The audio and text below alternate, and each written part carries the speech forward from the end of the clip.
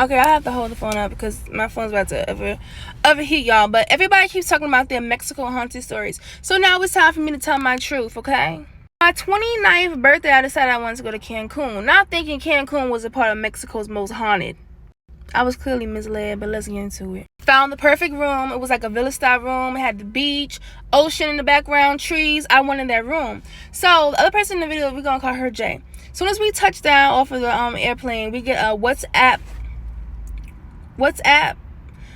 message from the guest relations manager, whoever she was from the hotel, saying, do y'all want an upgrade? So we're like, of course, if it's gonna be better than this, give us the upgrade.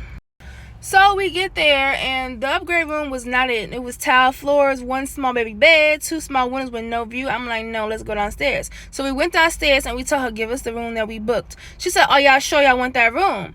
We're like, and she was like, oh, y'all sure y'all want that room? And I'm like, duh. But I'm thinking she said that because it was on the first floor, so it was a lot of foot traffic, but I wanted the room anyway. We get in there, beautiful room. I'm going to insert the pictures and videos maybe in the second part. Gorgeous. First crazy thing happened. We got 2 bottles of tequila from the airport, and so I sit on my bed, Jay sits on her bed, and I'm like, girl, we finna pop bottles, pop, pop, pop. Next thing you know, one of the balloons just pop out of nowhere. Look at each other, we laugh, we play it off, we're like, okay, whatever, balloons pop, right?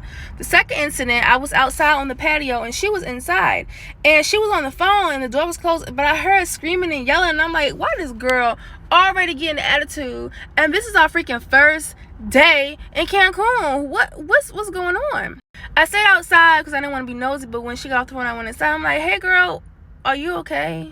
She looking at me like, are you okay? I'm like, yeah. I'm like, girl, why was you screaming and yelling? And she was like, she was super calm. She was like, I wasn't screaming or yelling. Like, are you drunk already? I'm like, girl, I know what I heard, but I'm like, you know what?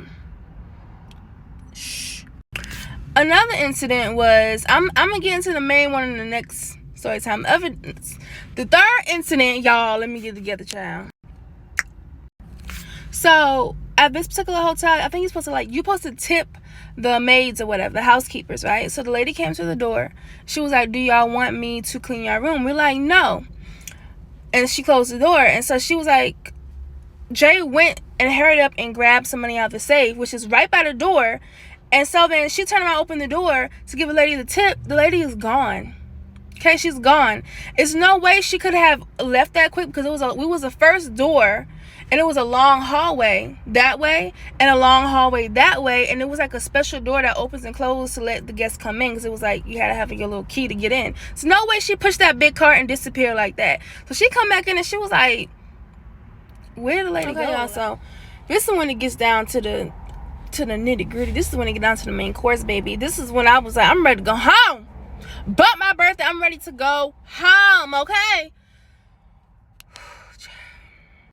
So like I said, we had 2 beds, and I sleep weird. I cannot stretch out in the middle of the bed. I have to sleep on one side.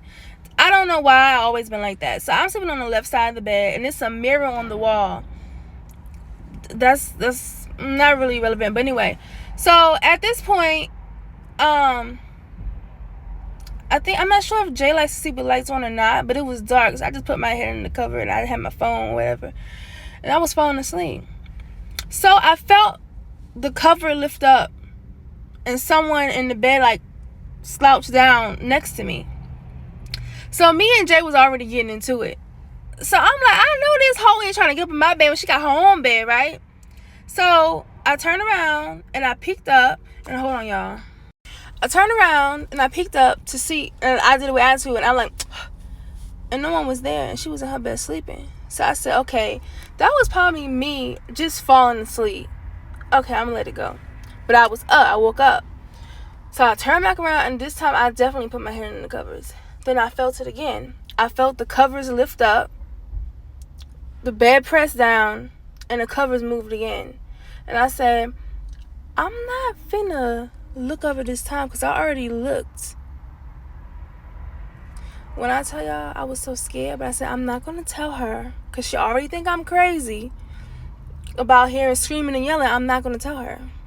And then at this point, I was trying not to look in the mirror because my curiosity was getting the best of me. I was like, let me just peek up and look in the mirror and see if I see something laying next to me. But no.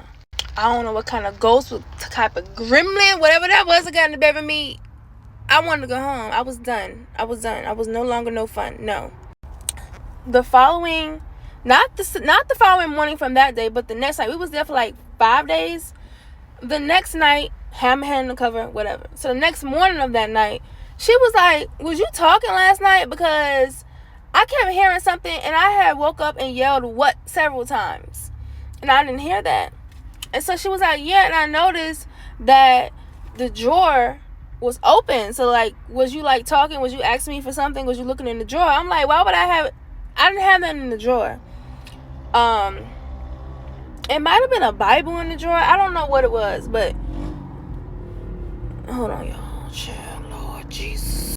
I was like, no, that was not.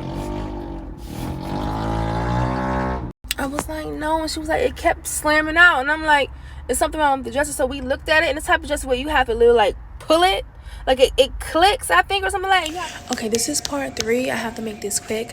Hopefully this is the last part. I'm on my break or whatever. So we left off on, one second. We left off when she was talking about the drawer. So she basically said in the middle of the night she heard something. She said what, and she saw the drawer was out. So she said she puts the drawer back in. She said it happened multiple times throughout the night. I do not remember that. I did not hear nothing. And this was loud because the next morning she told me, she was like, yeah. And she pulled the drawer out and it made a loud noise. She was like, that's the noise it made. I'm like, I didn't hear that. I wasn't talking. Why would I be talking when a creature got into my bed? My mouth was shut, okay? I didn't want to invite it back. So I was like, that's weird. So for some reason, I was extremely drained in this room. I would go to sleep early, just tired, like my energy was gone. So I would always be outside on the patio, be on the beach. Or when we go out somewhere, I'll be full of energy. But when we come back, no. So every morning I would get up, go to the beach or whatever. The morning after that happened, with the creature got in the bed with me, which I'm gonna stop saying creature. This entity got in bed with me. I decided to go to the beach. Let's say that was a Saturday morning, and normally Saturday morning around 8 or 9 is a resort. People gonna be outside. I put this on everything. I was the only person outside on the whole beach. Beautiful day. I'm the only person, okay?